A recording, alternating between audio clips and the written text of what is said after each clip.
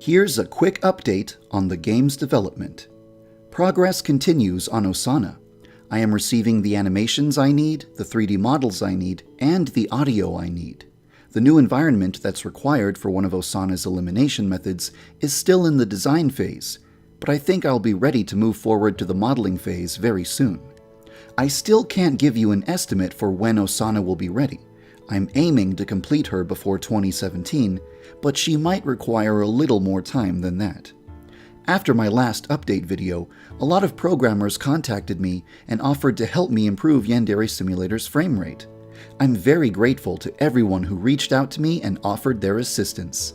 However, I should clear up a misunderstanding that was caused by my previous video. In my previous video, I explained that students need to check for suspicious behavior, check for corpses, check for special events, and so on. However, I never meant to imply that this was the primary cause of the low frame rate. I just wanted to give a short, simple explanation of one way that adding new students can impact the frame rate. I brought up the subjects of students performing many checks because it's a very easy concept to explain, not because it's the biggest problem that the game is facing. Yandere Simulator is developed using the Unity 3D game engine. Unity comes with a helpful tool called the Profiler. The Profiler shows you absolutely everything your game is doing on every single frame.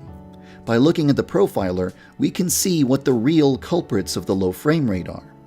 Updating each character's rotation and position, rendering the scene, simulating the physics, animating the characters, and updating all of the numbers, letters, and 2D images that need to appear on screen.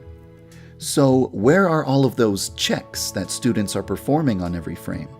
That's way down here on the list. It's having much less effect on the frame rate than those other things.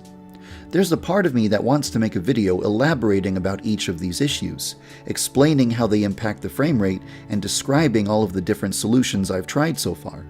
But I think it would be a better idea to spend my time trying to fix the problems rather than making videos about them.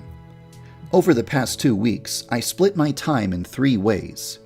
Working with volunteers to get the assets I need to add Osana to the game, investigating the issues that are harming the game's frame rate, researching ways to fix the problems and experimenting with possible solutions, and working on the Halloween minigame.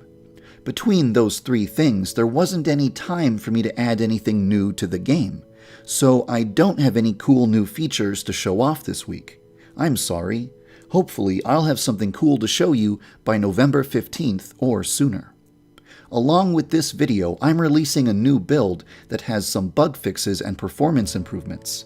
We are not at 60 frames per second yet, but the latest build should run smoother than the previous ones. One thing to mention is that there's a new option in the settings menu.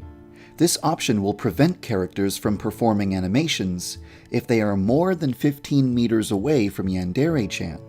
My experiments have shown that this improves the frame rate significantly. I hope it comes in handy for you. Thank you for following the development of Yandere Simulator.